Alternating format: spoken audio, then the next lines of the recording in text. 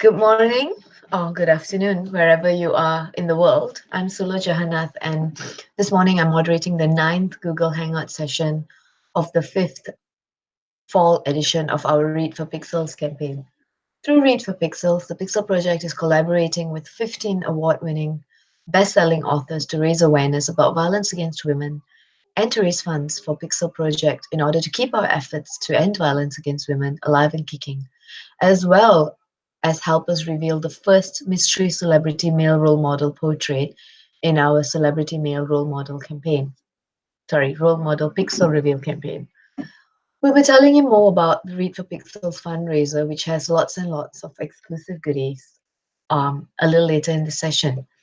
And if you want to find out more about the Pixel Project itself, just visit us at thepixelproject.net. This morning, we have a very special guest for today's live Read for Pixels discussion and Q&A session, the fabulous YA fantasy author Alison Goodman. Alison lives in Australia. Yay, Australia! And is the award-winning author of 6 novels, including her most recent release, The Dark Days Pact, the second in a Regency supernatural trilogy, and Eon and Iona, a New York Times best-selling fantasy duology. She is currently preparing for the third Dark Days novel for publication and also embarking on her PhD. Alison has very, very generously donated a super exclusive Dark Days Club goodie bundle to the stash of author goodies we have up as perks for donors at the Read for Pixels Rally Up fundraising page. The Dark Days Club goodie bundle, which includes 1 Dark Days Club jacket, only 10 in existence worldwide. So this is a wonderful collectible for the avid Dark Days Club fan. 1 Dark Days Club first edition hardcover signed and personalized by Alison, 1 Dark Days Club audiobook CD, and 1 Dark Days Club fan bookmark. This goodie bundle is available to donors anywhere in the world, but you better hurry up and donate to get it because Alison has only 1 bundle available, and once someone snaps it up, it's gone. So please give generously. All funds go towards the Pixel Project's work to help end violence against women. And if you're watching this session on YouTube right now, you'll also be able to ask Alison questions live. Just make sure you're logged into your YouTube account so that you can type your questions into the chat box to the right of the YouTube screen. And Sharmila, our fantastic producer and chat box moderator, will relay them to me to read out to Alison to answer. And now over to Alison. Welcome to Read for Pixels, Alison. Thank you so much for being here today. Thank you very much. So pleased to be here, so thank you. I understand that you're going to be reading a short excerpt from one of your books today. I'm going to be reading an exclusive piece from the soon-to-be-released Dark Days Deceit, which is the third Lady Helen series. And it's a little bit wet into the book. I was thinking about what I wanted to read, and when I started to look through, it was like spoiler city. So I've tried to keep the spoilers down to a minimum, but there will be a few from book 2, which is the Dark Days Pact. It's a piece between. Let me just set it up slightly for the readers and viewers. That Lady Helen and her cohort of friends have gone to Bath, and after the events of both London and Brighton. And Lady Helen and Lord Carlston are the newly forged Grand Reclaimer. So there's a little bit of a spoiler there, but you'll be reading that on the back of the blurb when when the book comes out. So the piece I'm going to read is Lady Helen is in a carriage on her way to church with her fiancé, the Duke of Selborne. I just put my glasses on so I can read it. Now, I just wanted to give a warning that within this piece, there is an allusion to rape within marriage. In 1812 in England, rape within marriage was not a crime, as it is now. Okay, so this is the reading. Helen flexed her hands in her blue embroidered gloves, wishing she'd thought to bring her velvet and fur muff for the journey. Maybe even a hot brick. Her feet were beginning to cramp in her half boots. Although the day was bright, the wind held a sharp edge, exacerbated by the brisk trot of Selborne's match bays and the open fields on either side of the road to Bath. Beside her, Selborne sat slightly forward in the leather seat, reins in hand, intent upon the road. He had insisted they drive to church together in his curricle, leaving the remainder of their party to make their journey behind them in Art's coach and Lord Henry's town carriage. Since Selborne had made no mention of the recent events at breakfast, no one had made much mention of anything, even after Helen had returned to the table, she was certain he would bring them up during the privacy of the drive. Yet so far, their conversation had been limited to the frustratingly slow progress being made on the new dance pavilion. Best then to speak first. "There is something I must ask you," she said, over the combined thud of hooves and the rumble of the 3 equipages upon the road. He glanced at her, wary. Or was she imagining it? "Yesterday, Lady Georgina made a reference at breakfast to Lord Carlston's wife being alive and a spy. Information she should not have. I thought Miss Cranston might have inadvertently let it slip, but she swears she did not." Helen paused. There was no way to soften the next. "Did you do so?" "That is what you want to ask me?" he demanded, his fair brows drawing together beneath the smooth grey brim of his hat. "Did I break my oath and blather about Carlston's wife?" "There is no one else who had the opportunity to speak to Lady Georgina about the subject." "Even so," he snapped, "I do not pass on gossip." Helen chewed on her bottom lip, the wind chilling the wet skin. She had to take his word, yet someone had spoken out of turn. "Carlston's letter today. It was about Lady Elise, wasn't it?" he asked. Helen stared at him. How could he know that? "It is not for us to discuss. It is Carlston's private matter." "Why, then, does he discuss it with you?" She ignored the comment and stared at the bobbing heads of the horses, her fingers finding the comp's fob on its ribbon around her neck. "It must have been about Elise," he continued through her silence. "Only news of her would prod Carlston out of his insolent self-regard. Has she been found? Is she in England?" "You are eager to know her whereabouts," Helen said, the temple portrait rising to her mind, all dark hair and sly eyes. "I'm eager to know when Carlston will take his leave and allow us to enjoy our wedding." "I would not know. Sometime after we defeated the Grand Deceiver." His mouth compressed into a thin line. They drove for a few minutes in silence. "I take it Lady Georgina was not forthcoming about the source of her information," he finally said, a thankful return to the immediate problem.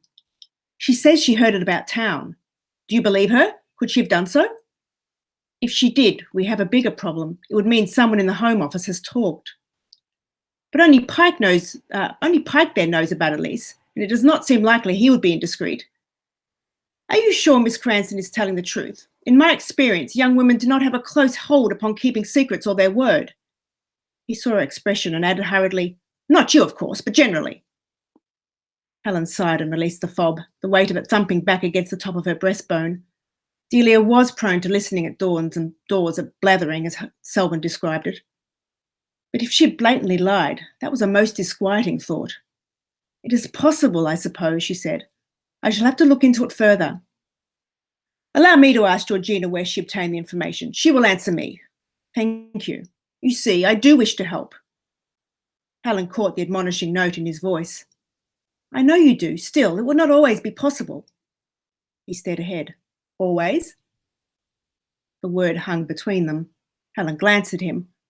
What had she said to cause such sharpness?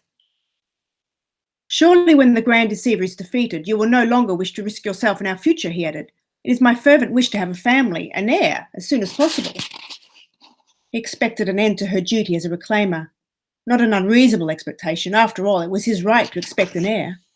And if she retired from the Dark Days Club, it would release dear Darby to enjoy her own married life. "I too wish to start our family, Selborne, but it must be after the Grand Deceiver is defeated." His lips pursed. "My dear, it may not work out that way." "What do you mean?" He busied himself with the reins. "Speak to your aunt. She is a married woman."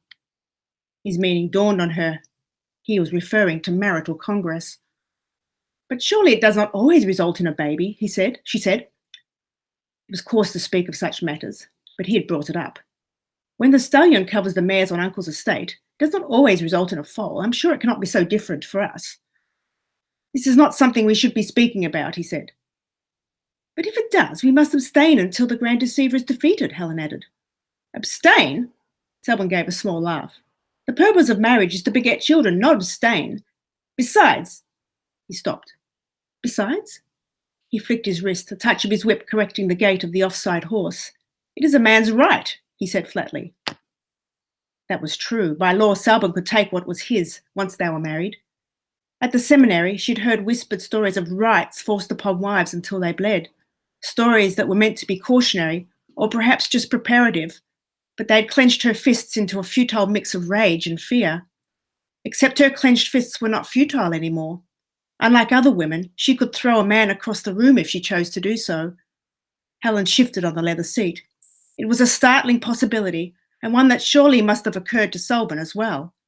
She observed his profile, long jaw set, lips firm, steady blue eyes ahead. Did he not remember her strength or what she'd done to Carlston to stop his vestige madness escalating into murder? Or did he just believe she would never take such action against her own husband? Indeed, in the wedding ceremony, she would be promising before God to honour and obey him, and Selwyn knew she kept her word to the bitter end. Perhaps such belief was justified. He collected the reins in one hand and reached across to gently cup her chin, his gloved forefinger tracing an arc across her cheek. I've chosen you to be the mother of my children, Helen. Your sons will be leaders amongst men, your daughters the most sought-after pearls in society. His voice changed, softening. I thought you wanted a family too. I do, but... He released her chin and took up the reins in both hands again. Then we are agreed. He gave a small shrug. Let us not borrow difficulties. You are set upon the path of the grand deceiver. If God is with us, the creatures will be found and defeated before our wedding day. Amen, Helen thought. May God be with us. She did not ever want to arrive at a point where she had to break a vow to the Almighty and throw her husband across a room.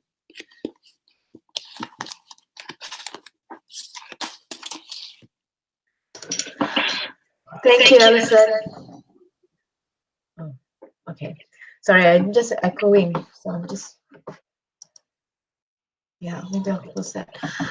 Yes, thank you for that. So that is the third book in the Dark Days Club series. That will be Dark Days Deceit. Yeah. Dark Days Deceit. And when is it out? It's out November 20th. Oh, exciting. Just a couple more months ago. I have a small announcement.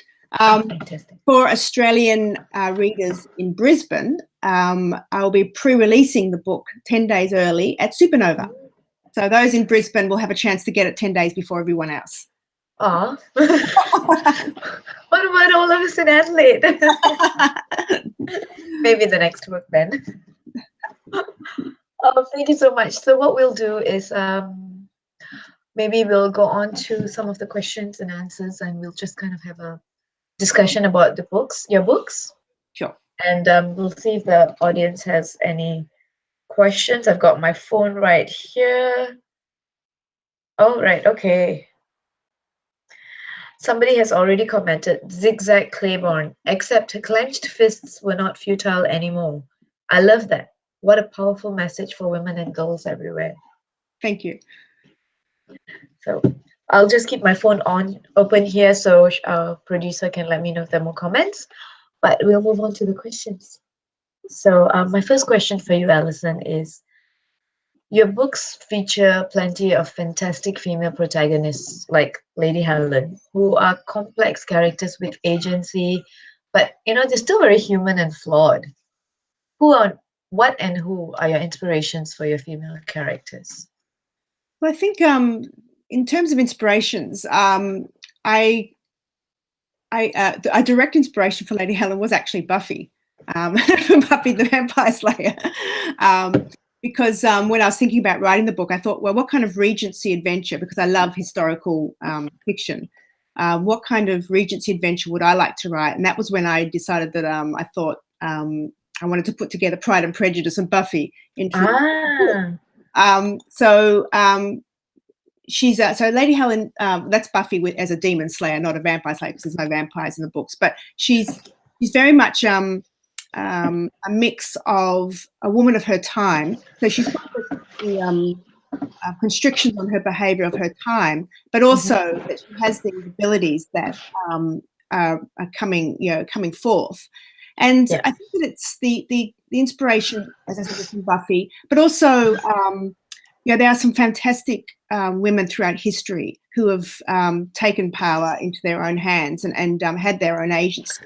From the queens, of course, and those kind of high profile women, but also other women. I read about a wonderful woman who around this time, a little bit later perhaps, I think it was around the Regency time, she discovered a formula for making a certain kind of stone that was used in landscaping. And she built up an entire business herself at the time when women did not engage in business, did not even touch money of her class, a whole business around it. So she had this enormous agency.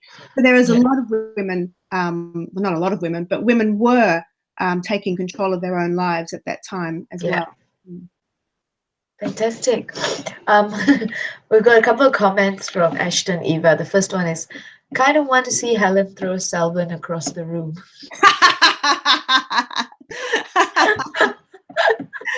Not a Duke fan then. Not. I am assuming not. Ashton, we will come back to your second question. We'll just finish this round of questions for Alison to start. So in the Dark Days Club, Alison, your protagonist, Lady Helen, is 18 years old. Yes. And she lives in the Regency era where, but at the same time, she's raised to live the life of a lady. Yet, as she discovers, she's infinitely more than that. She's got a destiny with capital D. Yes. This was not the life she was expecting, but, despite some knockback, she finds her strength. And it's like we talked about, and like in your reading, you're raised in the Regency era, women are thought to be accepting and demure and, submit, basically, essentially. But she has this incredible strength. And her life did not turn out the way she was raised to expect, but she still finds a strength. So how did the idea and inspiration for Lady Helen, someone who's so human in her mistakes but superhuman in her courage, come about? I know you said you got some inspiration from Buffy and Pride and Prejudice, but do you want to maybe expand a little bit more on the whole idea of Lady Helen? The whole idea of Lady Helen is that I was interested in, we have women have a lot of constrictions upon their behavior from society, so an external constriction upon behavior. But I was also interested in looking at what we internalize and how do we first recognize what we've internalized in terms of constriction of our own behavior, and how do we get over that internalized fences around our behavior. So that was what Lady Helen is really about, is the fact that she's she's been brought up to be to manage a household and to have children. And in terms of, that is a worthwhile life in her time, and very much what she's expected to do. And so when she begins to manifest these super strength and things like that, she has to get over her own ideas of what she can do. She doesn't even know she can do these things. What can she do? Should she be doing them? I mean, what she has a capital D with destiny. She has it because it's a very religious time with the Church of England. Where is that gift coming from? She's not sure. That's right. Yes, and so she has to actually get over her own barriers as well as those of society, and that's what I was. So in terms of the book, you have an underbelly of demons. So they're hidden. So that's also kind of a motif of what Helen is going through as well. So you've got this underworld of demons that are hidden, and they are emblematic of the kinds of demons that Helen has to face within herself. Her own disbelief in her own power, her own concerns about whether she's a good person or not, what she can do. So that's kind of how the book is set up, is that kind of the surface level, but underneath or internally there is a lot of action as well. Okay. All right. Thank you for that. This is a very long question. I've just broken it down. So if it sounds repetitive, it's because it comes back to the same point. all genres have their shares of female stereotypes and tropes. How do you break stereotypes in to create a female character with agency, but at the same time dealing with the world around her, which includes situations that involve things like sexism, misogyny, and violence against women like and girls? Yeah. Well, I think that it's there are of course stereotypes and cliches within all writing, and to actually recognise them and then subvert them, I think is very important. But to a certain degree, some of the tropes are a delight in themselves. That's part of the genre convention. So to do away with all tropes is probably not going to deliver the kind of book that a reader would like to read. But when you do break those tropes, I've always thought to myself, well, if I'm going to break that kind of delight, I have to supply something that's even more delightful in order for that to be a satisfying read. So, first when I think about how I was going about it, yes, there are certain tropes of the Regency adventure that I wanted to put in there because they are fun. They are fun. But also keeping in mind that my heroine, Lady Helen, is not a cliched character. She's dealing with some pretty heavy stuff. So to put those together was my aim, was to actually say, okay, here is a complex character working through a society that was constricting her. So what I did, I think that the way that and it's a colloquialism that maybe we may need to explain, but I played it with a straight bat. So in other terms, it's a cricket term. Basically, it means that I wasn't doing any spoof. I wasn't doing any. I was playing it I was writing the book as a young woman at that time. Would think. I wasn't going to drop a modern woman into a drawing room, and from that character. And this is always with meaty fiction, is that it comes through the character, or the action comes through the character because it's her decisions. All the plot is coming from her decisions. So that is the tight knit between character and plot. So when people say, "Oh, is your book a plot-driven book or a character-driven book?" And I say, well, it's a false split. You can't have a good book that is not character and plot. They are intertwined like that. Yeah. Okay. Oh, that's actually quite interesting how you've put it, because I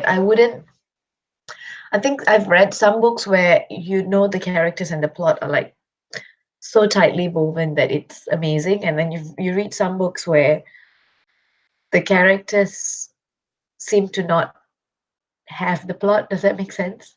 Well, yeah. So if the characters make decisions that are not within their character, but That's just right. the plot, then what you're doing is having its book will be weakened.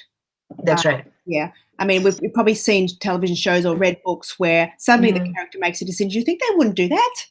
That's right. And then you think, oh, okay, that's because the author or the television writer wanted that to happen in the plot, and they've forced the character into that. And as soon as you do that, as soon as an artist does that, it weakens the entire coherence. That's right.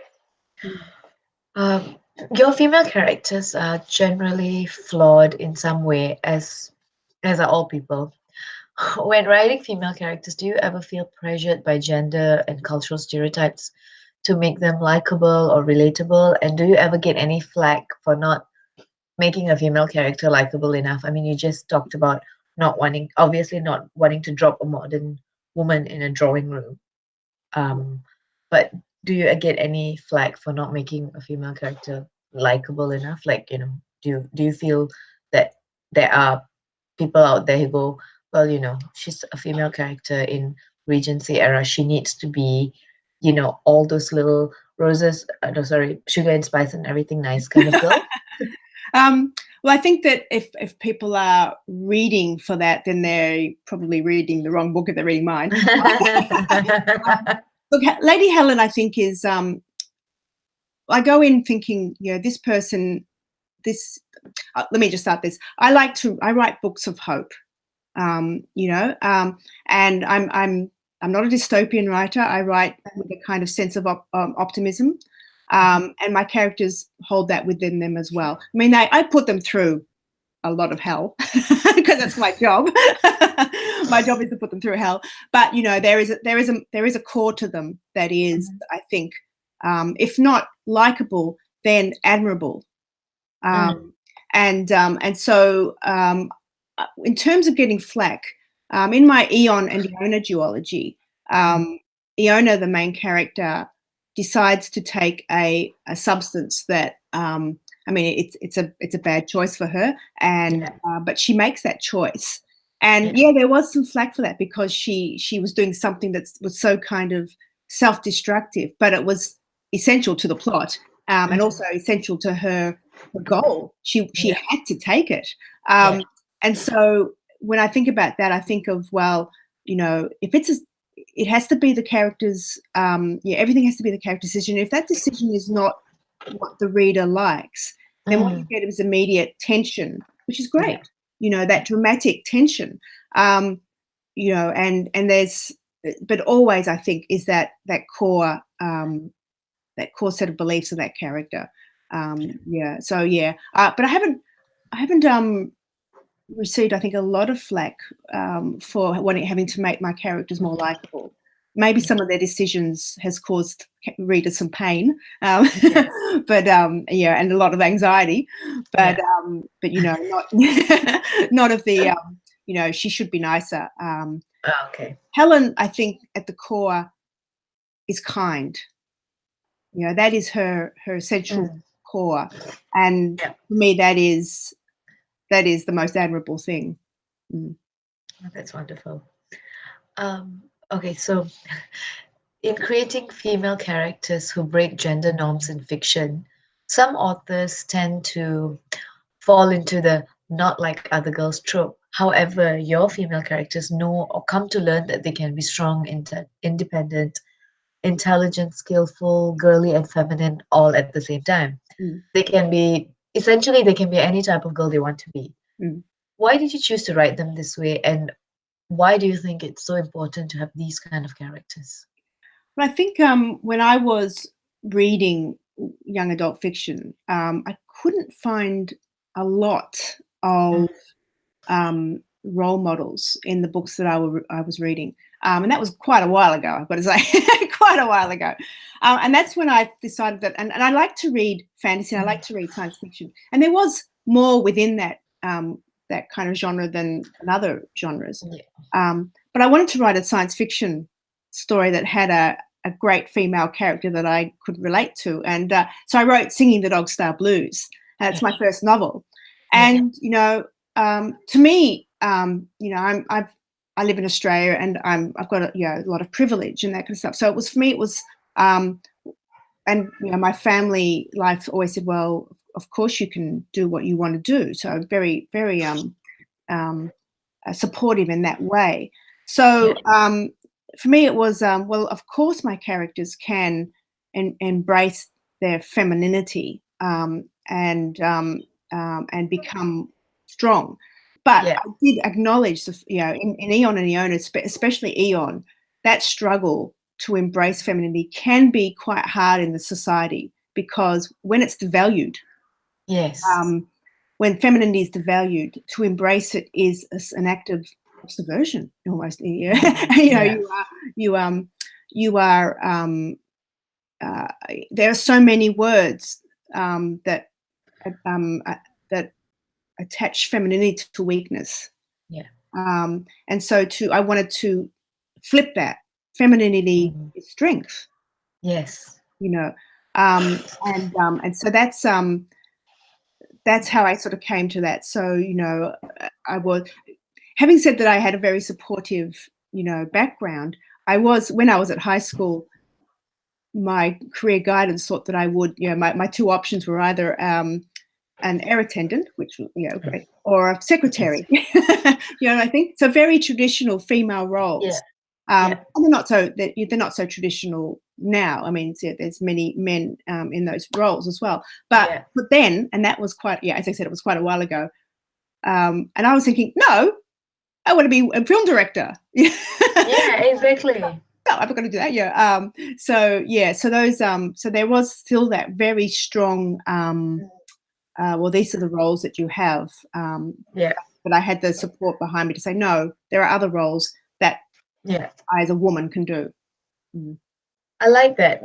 I think when you talked about, you just said, there's still that stereotype that being feminine is seen as a sign of weakness. Like being a girly girl means you're not a strong character or individual. And I like the idea that, I believe that a woman is as strong as she wants to be, whether she's a girly girl or a tomboy or whatever, as long as she's confident in who she is. Yes.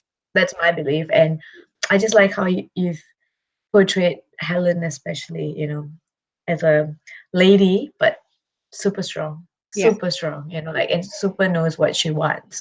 I wish when I was 18, I kind of knew what I wanted too. Yeah.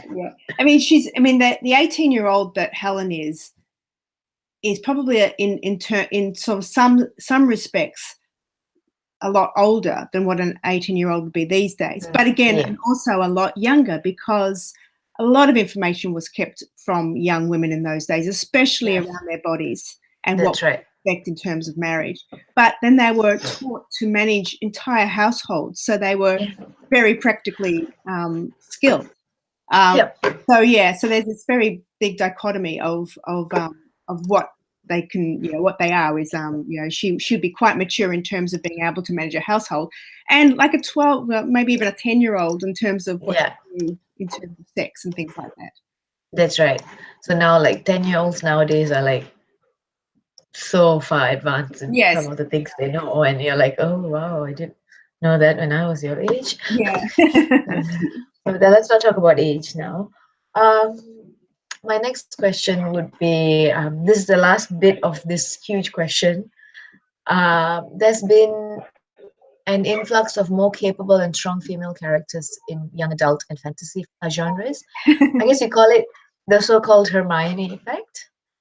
What are your thoughts on this? And did this influence you in any way when you were writing your female characters?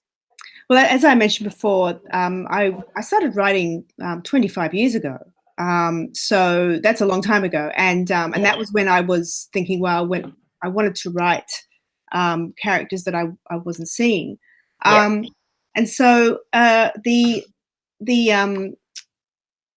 expansion of that kind of area of narrative strength, that kind of young female in YA and strong female character is fantastic. I think it's great and gives readers these days far more choice to be able to say, well, this is my genre that I like to read. Oh no, yes, there's a narrator that I can relate to.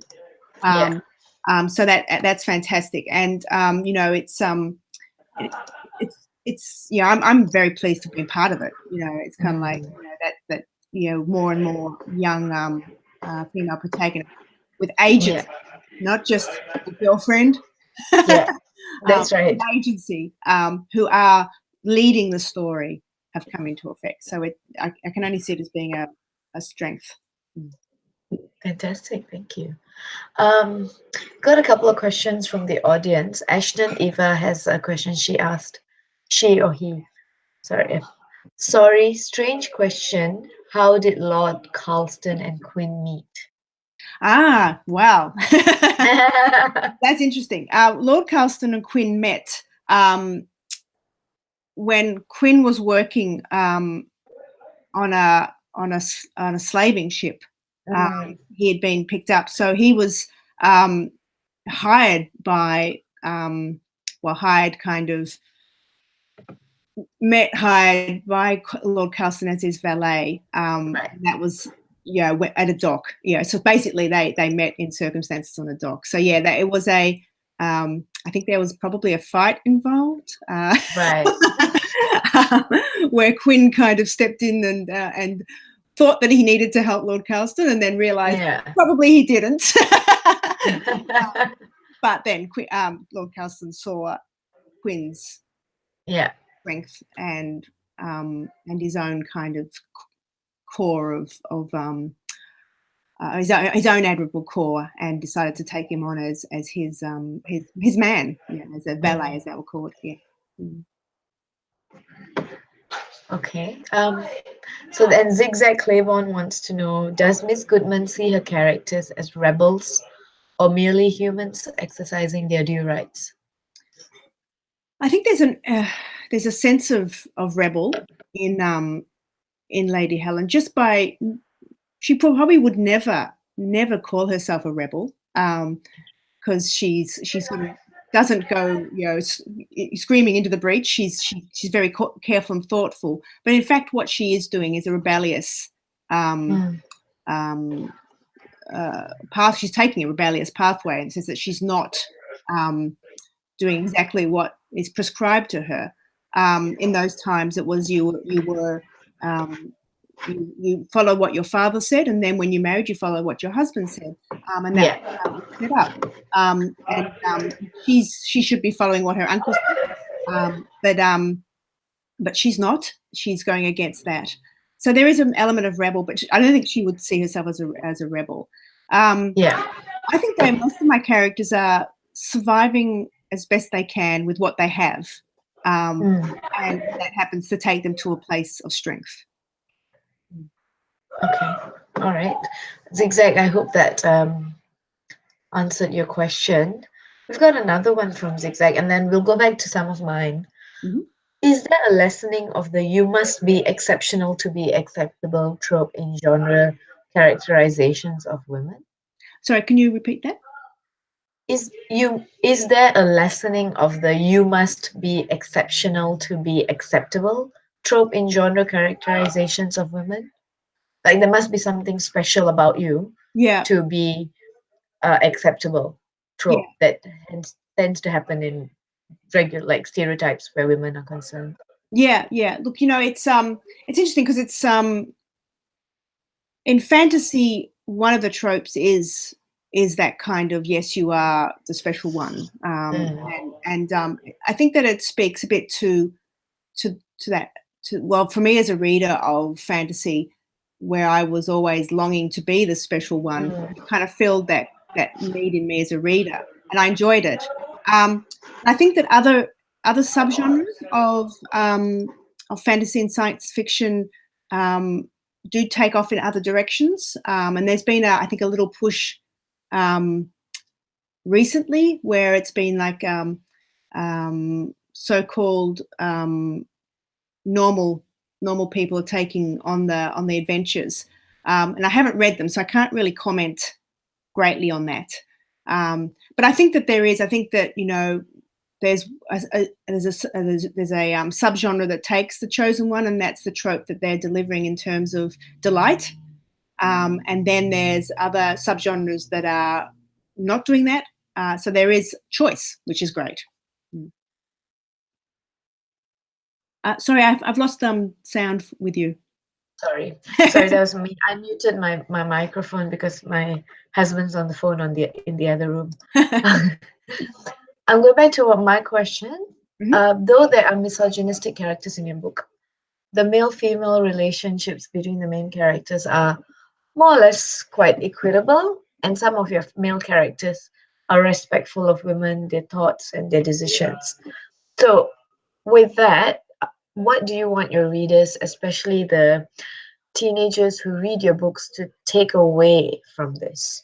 Yeah, it's I think that in Dark Days Club, there's more misogyny in that book in terms of towards Helen, which is from Lord Carlston and from the Duke of Selborne and everyone, and especially the uncle as well. And I think that what I over the course of the 3 books, there is more and more of an equitable relationship between Helen and the men around her. And I think that the lesson I wanted to say is that there is sometimes a sense that women are seen as other, as not having the same internal life, the same dreams and challenges and that as men.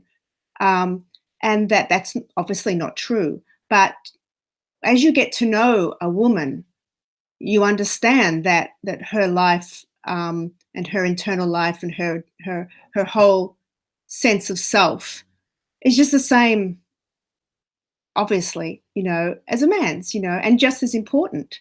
And so I wanted these misogynistic men, to understand that as they got to know Helen and her intelligence and her thoughtfulness and her sense of self, shifts their ideas of what womanhood is. So that's, I think, was the lesson, that, it's quite subtle. It's not a slam bam kind of situation, but especially in Lord Carlston, you'll see that there's a shift in his character as he becomes understanding of what he's been doing, really.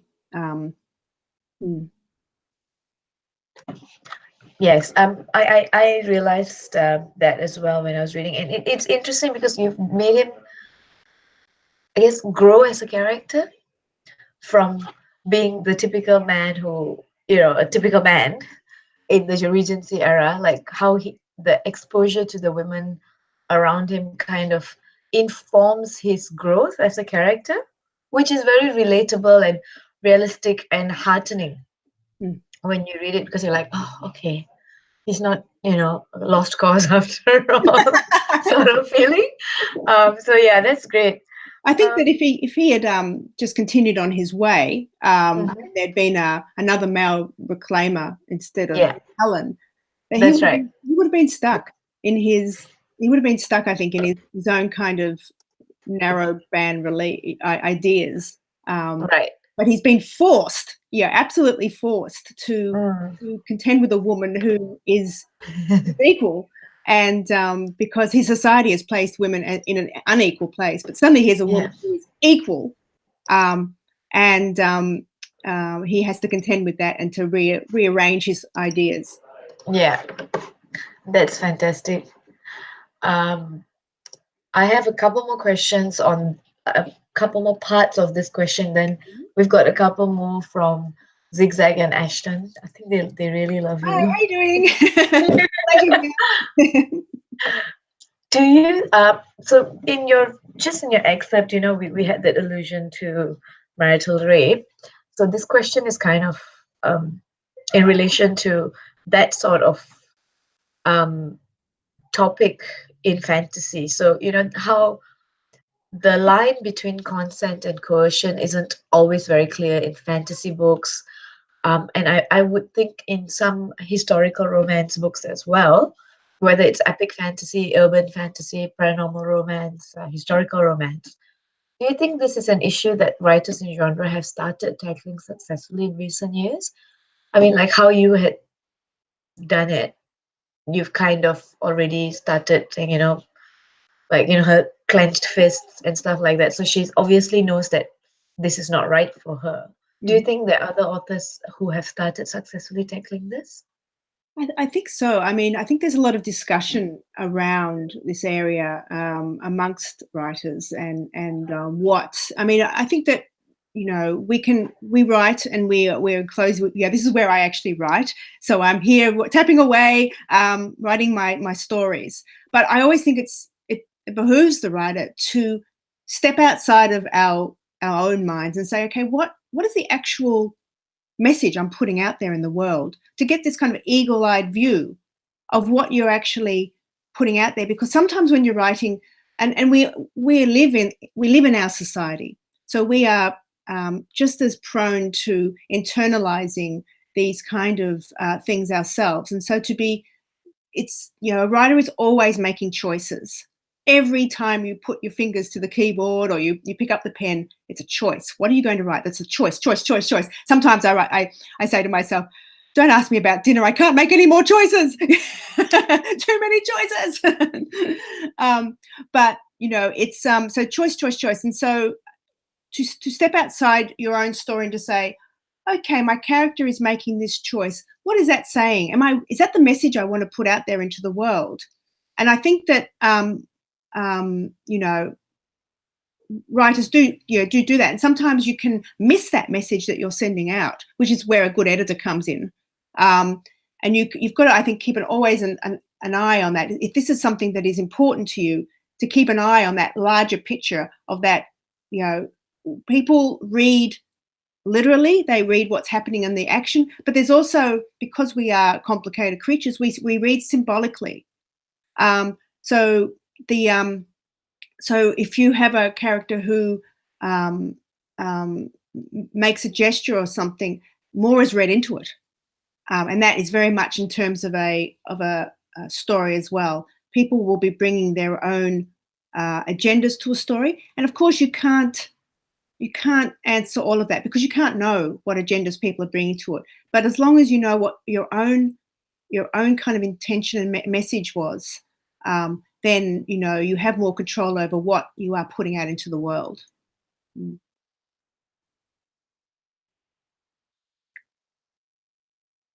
Sorry, I can't hear you. I keep muting it so there's no background noise, and then I forget that I've muted it. Because I'm switching between screens as well to read the questions. Do you think that, there's always in, I guess, again, specifically in fantasy and historical romance or paranormal romance, the violent alpha male type character, the one that's possessive, who's basically misogynist and sexist, and some very often abusive as well in different ways. Do you think that eventually this violent alpha male type character will phase out of science fiction and fantasy as cultures worldwide start actually acknowledging and kicking out toxic masculinity? Or do you think this is going to be one of the stereotypes that will stick around for much longer than expected or wanted? Yeah, look, it's a huge question. I think we've only just started to explore and deconstruct toxic masculinity. Now, this has had thousands and thousands of years of embedding. So, and with that has come some very complicated relationships between men and women in terms of what is attractive to women. When we think about that, is that a true attraction or is it socially conditioned? Is there even such a thing as that's attraction? So it's kind of like, I think that we're only at the very beginning of that journey. I'm so glad that the journey has kind of been brought out into the open, and it feels like a real step forward. But I think that it's just the first step on quite a long journey. When we think about the advances that women have made around the world, some big, some very small, some are still in process. There have been some great advances, and there have been some that have just not gone as fast as we need. I see that as the same. Is that the same thing? I mean, yes, we've located the problem to some degree, toxic masculinity, and now it has to be acknowledged by those or everybody, and then perhaps we can move forward. And in terms of art, being books and the alpha male character, as society changes, I think our stories change as well. So I would expect that there would be a shift as our story, as our lived stories change. So will our fantasy and stories change as well. I like that. I think that's a nice way to look at it. And I do agree. I mean, the ideal would be it happens overnight. People go, oh, wow, this is not right. But just like the gender pay gap, it's going to take a while. We've acknowledged it. We're working towards it. But, it's going to take quite a while until we are there. We've got a few more comments and questions from the audience. Zigzag Claiborne. Oh, you're on a roll, Zigzag. You've got some awesome questions. Do we see the quiet strengths being celebrated as much as the overt strength? Within, I'm assuming that's within the kind of Lady Helen world. Yeah, I think so. Yeah. I think what I am, you take pleasures in some of your own writing and, and creating and things. And what I like most about Lady Helen is that she is thoughtful, and she thinks through. So the quiet strength of being able to view, to actually work through a problem rationally, to actually say, okay, this is what is it before me, what do I do? So I think that in terms of, yes, she can pick up a table and throw it across a room. That's great, yay! But just as strong for me is her ability to think through a problem logically, to actually say, okay, this is what's before me. And just as strong is her ability to go towards kindness rather than fear. To say, okay, when faced with something, yes, step towards kindness. And to me, that is her. It is such a strength with her, because it's I don't see kindness as being a feminine attribute. I see kindness as being an essential human attribute. For everybody, it's without kindness, the world falls apart for me. No, and that should be a no-brainer. Yeah, it should be a no-brainer. But we are seeing so often a step towards harshness rather than kindness. And so those quiet strengths of Helen's, I think, are just as important to her character than yes, her ability to manipulate power and to have that kind of strength to do those things and those kind of enhanced things. Yeah. Okay. And then I think Ashton had there's more. Okay. Ashton had a question. She wants to know about Lady Helen as well. Did you know that from the beginning that Helen would be who she is now in the books? Her attitude, her personality, or did she grow along with the writing process? I think that's a good question, because it's the process for Helen is that I always knew that she was going to go from a position of her behavior being constrained and her own thoughts being constrained to being one of someone who is far, she's opened up and she's can see the expanse of what she can do. So I always knew that was her arc. I didn't know she was, I knew that she was going to be essentially kind, but I didn't know how important that was into her characterization. That grew alongside. Her thoughtfulness and her kind of philosophical outlook on life, that grew as I was going along. But it did have its core in the sense that it does have a very sort of strong core in the time, because she comes from a time after the Enlightenment. And so science and logic were very much the in thing, fashion. Yeah, that's right. There you go. Yeah, so I did base that on that. So she's so I did kind of know her arc, but how it was going to play out wasn't always sort of planned. Some of the things in the books, like when I write major beats of the plot that I know that I want, and then I write the book.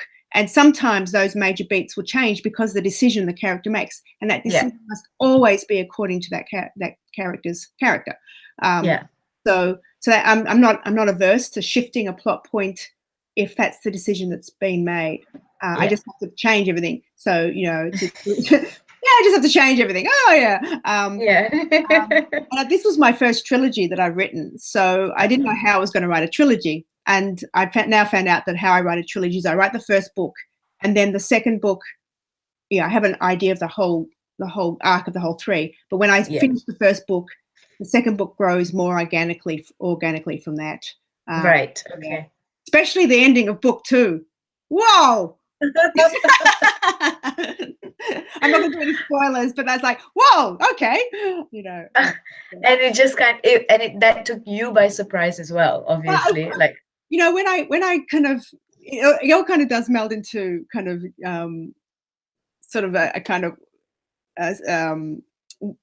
sort of memory kind of gets changed and that kind of stuff. yeah. And I remember when I kind of got that point where I thought, oh, that's going to happen. I thought, oh, so I did like, oh, that's just, yeah, that's right. You know, I think, oh, that's right. You know, yeah. and so yeah, so there's elements of that ending in book 2 which I knew about, and some of them I didn't.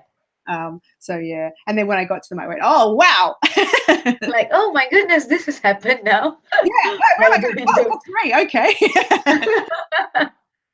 Okay, so that, I hope that answers your question, and it's so interesting to hear the thought process that goes, because I think I have been a moderator for about 5 years with this, and every author has never said the same thing. It's just amazing how everybody's thought process is so different. Okay, so got a comment from Misty306. She said, I like Miss Goodman's points. This is why I still read fiction. As readers, we need to be reminded as to how and why people think the way they do in the real world. And Zigzags just got another comment. Novelist Ben Okri has, a nation is shaped by the stories its children are told. And an extra comment there, she said, Alison is fascinating. Oh, thank you. Ashton said, the ending of book 2 literally felt like a slap in the face. Why, Helen? Why? Okay, so I'm going to go to the next question for you. Okay, so stories are one of the most powerful ways of bringing about cultural change. We've just had that comment, from Ben Okri, which totally is in sync with my next question. In your opinion, how can authors, I think, strike a balance in their storytelling between raising awareness about violence against women, but at the same time telling an engaging story without being pedantic or preachy?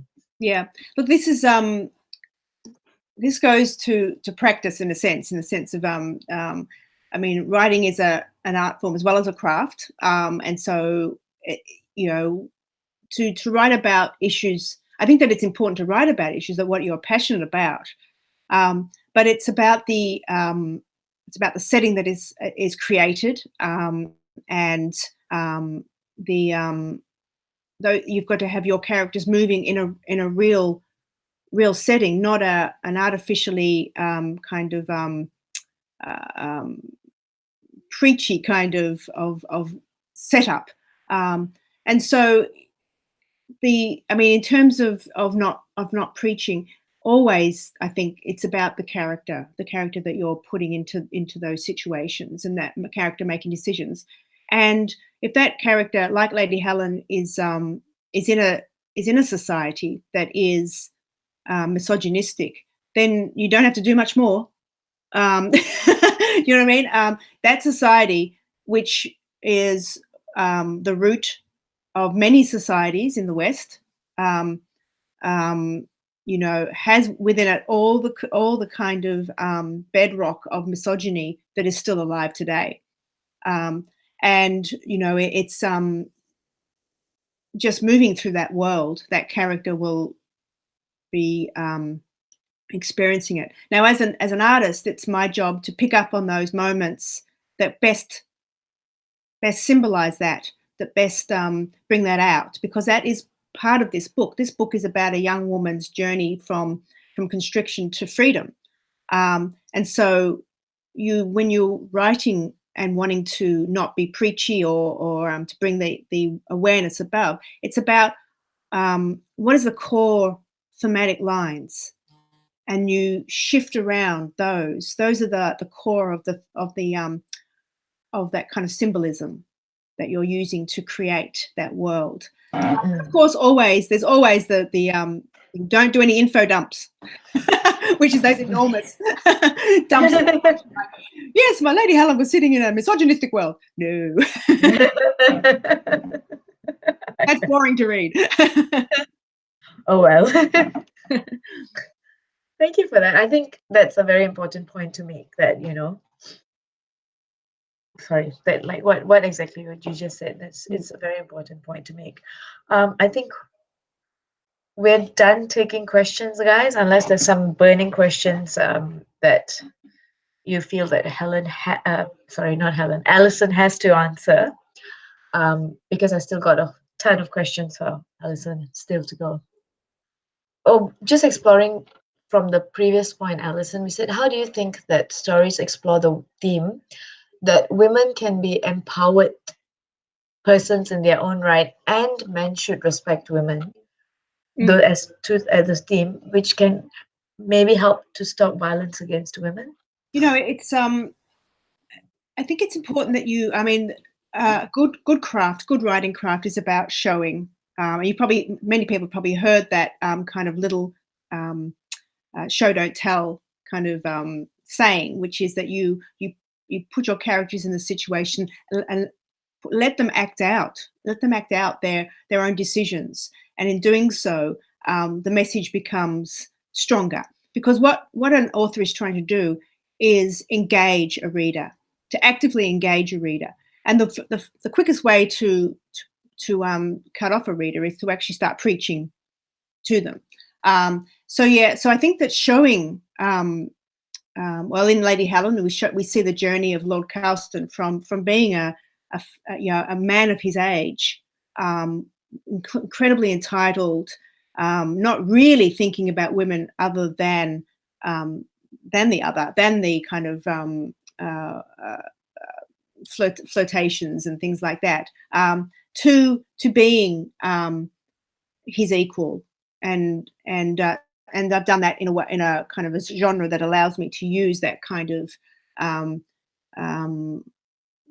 superhero kind of trope. I've done it with that because it's fun and that kind of stuff. So there's got to be an element of fun in that as well, and engagement, and to be able to show that relationship, but within a story, not within a kind of preached manifesto in a sense. So I think showing equitable relationships. I mean, it's often said, I think, that we imprint upon the relationships that we see as very young. If you see your parents in a strong, loving relationship, that will be, you'll imprint upon that. If you see a strong single mother bringing you up, you will imprint on that. And so it's the same with our stories. I think, is that if we keep on seeing equitable relationships, that's right, in the stories, perhaps readers will imprint on that, and take that on board. Yes, I think that's so important. You're absolutely right. If I were to read a book where I feel that the author has an agenda and is trying to tell me what to think and how to think it, I'm not going to want to continue reading it. But I think writing in a way that makes you question what you think you know. And I think with Lady Helen, that's quite clear how you've done that. Like, just and showing that cultural and societal change can happen around you in the Dark Days Club books. I think that's so important, because you think about how you draw correlations basically to real life and what's happening in the books. Yes, yeah. So yeah, and that was the whole thing, was that this is set in 1812. And really there are some direct correlations between the behaviours of people at that time, those today. And in the Regency period was slightly slightly freer for women than the later Victorian era, which is like a backlash to freedom. So, and that was especially up in the upper classes. But it's you can see the correlations, and that's what I was working with, was the fact that, yes, look, this is what's happening. This is the attitude here. It's a waste of time to educate women in that time, to ideas that's still around today. Yeah. Mm.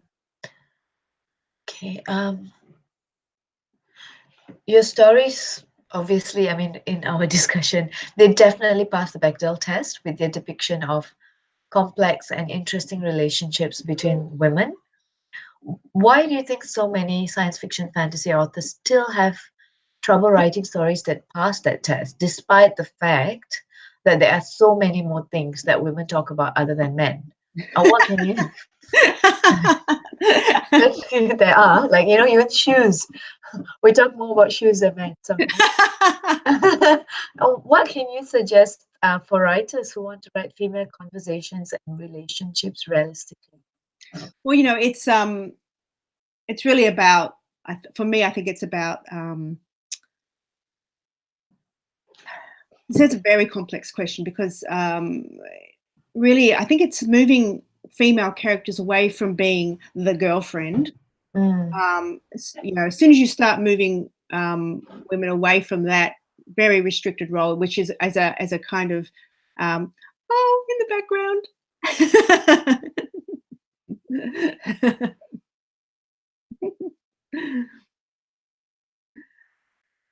And so the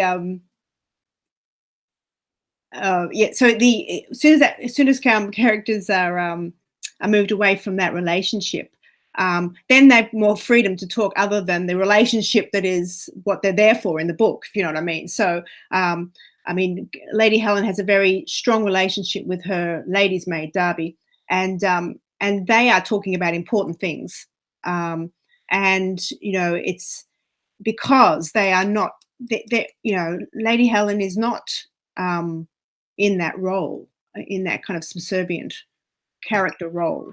Um, so, so yeah, I think that, I mean, there's um,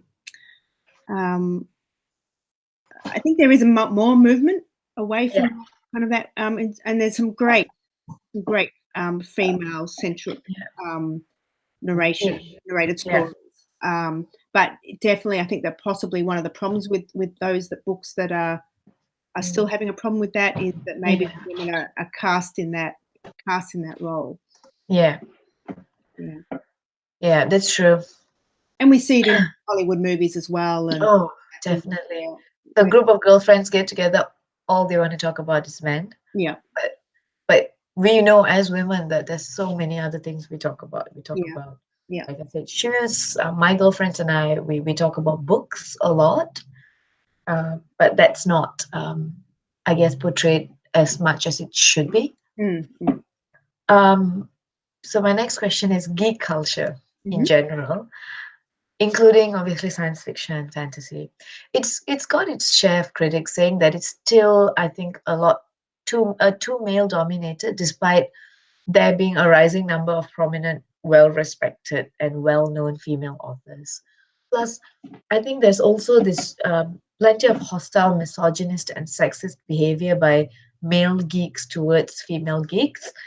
um, you know, Yesterday we had this chat about how there was the reimagining of Thor as a woman, Doctor Who as a woman, then recently the remake of the Ghostbusters movies, which featured all female protagonists, and that raised the ire of, I think, the male fandom.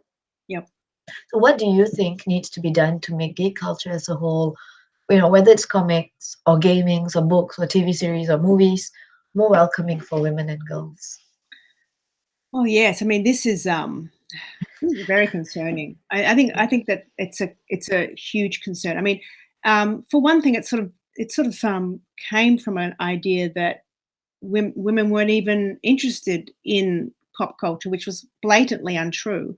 Um, and I mean, I was one of the very few young women playing role playing games when I was a Mm, teenager, and some of the misogynistic stuff that went on there, when I think about it now, you know, I would gritting my teeth, and mm, it's kind of like, it was quite astonishing, when I think back. Um, but it's you know, it's kind of like a little hotbed of toxic masculinity in that sense. Yes. And which is very unfortunate, because, you know, it's such a great thing to be involved in. I mean, there's so much joy in the geek culture, and for those, it always comes down to kind of pushing, isn't it? We're always pushing. We have to push our way into things, and then, you know, and it's kind of like, we get punished for pushing, you know, and that seems to be that kind of pattern. And there are strong people, strong women out there who are pushing their way in and saying, hey, you know, geek women unite. Yeah, that's right. That's right. Which I think is great. And we are here, and we do love it, and we do love it with as much passion as anyone else. That's right. Again, it's that whole kind of undervaluing of women's passions. That's right. You know, we do have our passions. We are, you know, we hi guys, we have a very, very rich internal life. That's right. We don't just cook and clean and we don't just cook and clean and talk about you. That's right. Pretty much. You might be surprised. I used to get so many comments because I did my master's in English literature, and my dissertation was on comic books, and I focused on Wonder Woman. So I missed that. My dissertation was on comic books, and I focused on Wonder Woman and feminism, and, you know, just basically that whole, and the role women play in comics, and I was just amazed by the number of people who were like, oh, are you just now jumping on the bandwagon because, you know, superhero comics are a big thing? And I was like, I've been collecting comics since I was 6. They're like, no, but you're a girl. Yes, so is Wonder Woman. You know, so I think it's just, again, reframing the conversations that, yes, this was maybe a male-dominated space, but just because women are now speaking a bit more about it and being more involved openly does not take anything away from you. Yeah. In fact, it gives you such a bigger avenue because you have so many more people to discuss this with. Yeah. To bring new viewpoints. So yeah, let's just get with the program, guys. Come on. Well, there does seem to be an element of fear from the established geekdom that what women will bring to it will be, I don't know what they imagine it to be, but I mean, obviously it will be thoughtful and passionate discussion about geekdom, but I don't know what they're imagining we're going to be bringing to it, because you know, us and our ovaries, I don't know.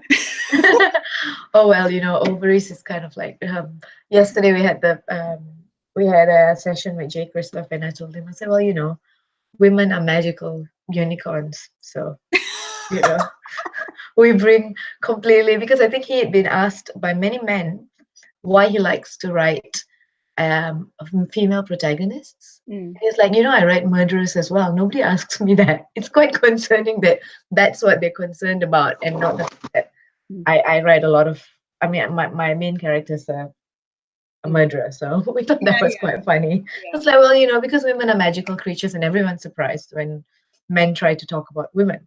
Yeah. Well, it's interesting, is it, because women were considered, a woman who was thoughtful and could hold in 1812, you could hold a conversation as long as it didn't trespass too much into political stuff, and then you didn't show too much intelligence. Yeah. Show intelligence, but then you were a blue stocking. That's right. So you had to kind of really monitor your own conversation about what you could talk about. And so it was quite always a surprise to the men of that time when women wrote books and had, you know, wrote commentaries and things like that beyond the prescribed areas of fashion and motherhood.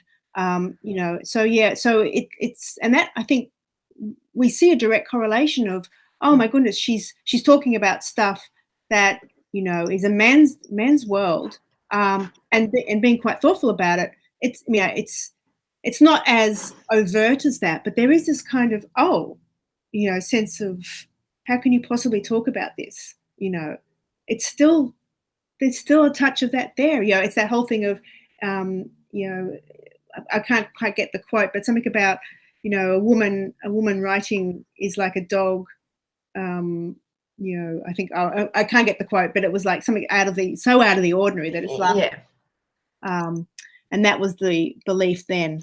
Though there were some fabulous women who held salons. But that was the prevalent idea. That's right. My next question, obviously, I have to ask this. You have been so very incredibly supportive of our Read for Pixels campaign and our anti-violence against women work as a whole. I mean, we all know how busy you are, but you've taken the time out to be here today and for your beautiful goodies as well. Why do you support the cause to end violence against women? I know it's a no-brainer question, but yeah, just specifically, yeah. Specifically. I think that it is such a core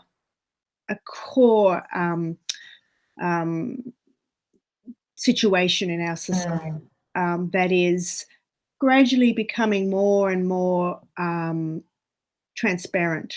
Just how deep and how incredibly destructive as it is to society, and that's come about with Me Too, and which is the most kind of recent aspect of it. But there's been a count of women being murdered in Australia where I live. Yeah, it just horrifies me. There's women being murdered by their spouses or boyfriends, their supposed beloveds. That's right. So it shocks me to the core, and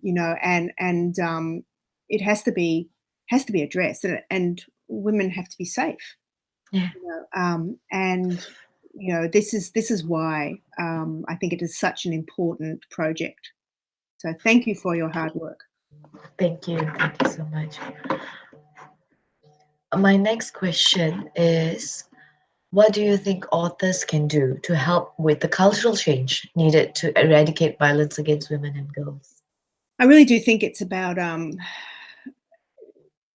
investigating what messages you're sending out.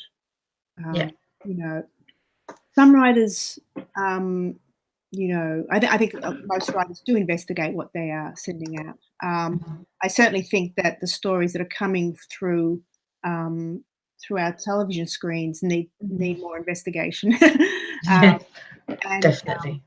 We're complicated creatures. We are drawn to the macabre, and unfortunately, our society places women in the center of that kind of situation. Just sort of, how tired I am of seeing that show where there is a woman who has been killed and let's go and investigate it. And it's so investigating what kind of stories we're telling, and hopefully the people who are releasing this information, these stories, also coming to a kind of understanding of what we give people to do and read is actually affecting them. Of course. And so I think that the artist needs to. I mean, the artist is telling a story, and that is what we do, and we often reflections, of course, of our society. So even if those stories do go out, to have a critical discussion around them, because those stories are often reflections of what is going on. But if they do go out, let's discuss them, and let's discuss them in a manner that is rational, not kind of I mean we've all seen pile-ups and things like that. I think more rational discussion needs to be had around our stories. Yeah, that's I think been one of the main issues when it comes to discussions like that. It is obviously it's a human rights issue, and anybody with who champions human rights will be emotional about situations like this. But I think when we are emotional, we tend to get in our own way. Just in terms of being angry. So if I'm angry, if I'm having an argument with somebody, a disagreement with somebody, by raising my voice, it's not going to solve the question, the problem. It's just going to excavate and get the other person more defensive. So you're right, being rational, practical. You sit down and I think reframing the conversation around issues like this. Yeah. It's not about I'm right, you're wrong, or you're right, I'm wrong. It's about, so this is happening. What can we do together? Yeah. Yeah. To fix this, to get it better so that doesn't happen again. Yeah. Yeah. And if there's stories, I mean, people were putting out stories that do have these misogynistic aspects in them, because that's what's in the society. Yeah. And I mean, we're now more aware of that, so we can become informed readers. And understand that perhaps what the author is doing is if it's in there, is it reflecting, or is it being critically analysed in some way through the symbolism and that kind of thing. So we can be more informed readers as well of what we are consuming as readers and as viewers of television programs. And movies. So I know you have your little goodie bundle next to you. So I'm just going to read out what it is, if you don't mind doing a little show and tell for the audience. Let's go. All right, awesome. So thanks everybody so much for attending. This has been such a fantastic session. Alison thank you so much. You've been so wonderful. Your responses have been so on the ball, and I think, answered a lot of questions, and I like to think that everyone who is here today is going to have a lot of things to think about and a lot of things to spread about, including the wonderful goodies we have today. Thank you. I just want to do a shout out to Ashton and to Zigzag. Thank you for your questions. So they're wonderful. They were really on the ball too. I think we've got a good group today. So that's a testament to you and your writing, Alison. I really think so. Oh, thank you. Thank you. As I mentioned earlier, Alison's going to do a little show and tell, but let me tell you what the goodies are from her today. So we've got the Dark Days Club goodie bundle, which includes one Dark Days Club jacket. Here we go. Here it is. And there's only 10 in existence worldwide. So this is a wonderful collectible for the avid Dark Days Club fan. And the best part is this is also available worldwide.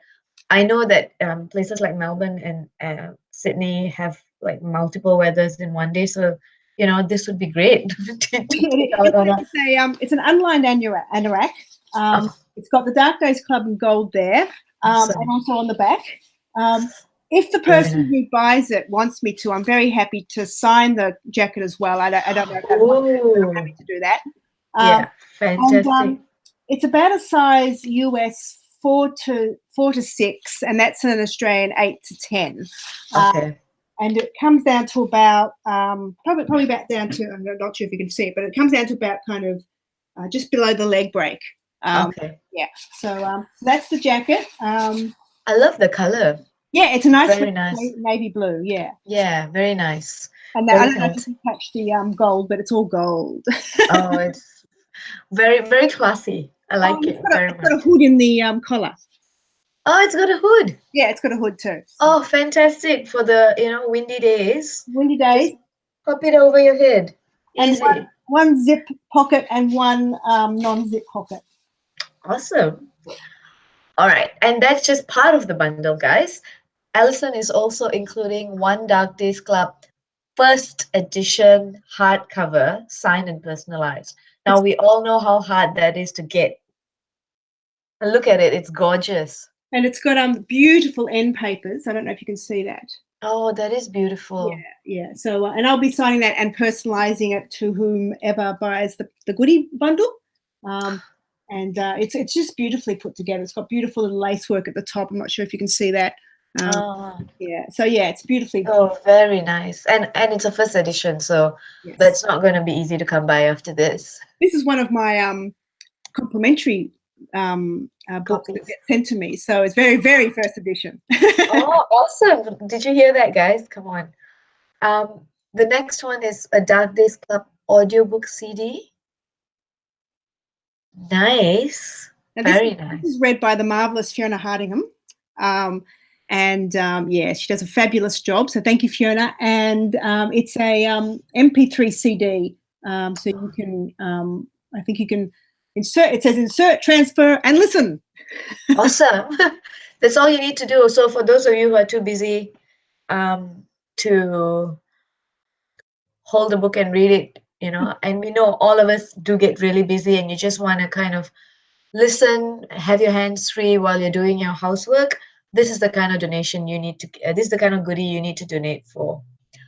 And finally, I think, Alison, you also have a Dark Days Club fan bookmark. Ooh, that side. It's a little fan bookmark that was done as a promo.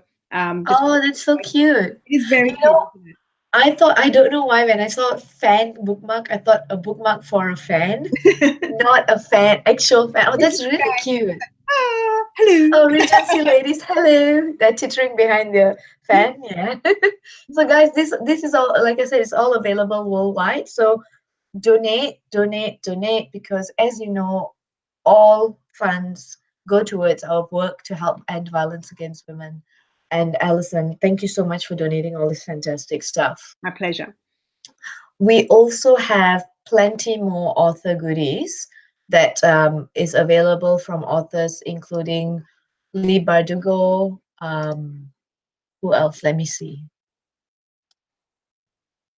Lee Bardugo, Karen Rose, Richard K. Morgan, Elliot de Boudard, Susan Denard, Jodie Meadows, and so many more. And every week we'll be releasing new goodies throughout this month of September.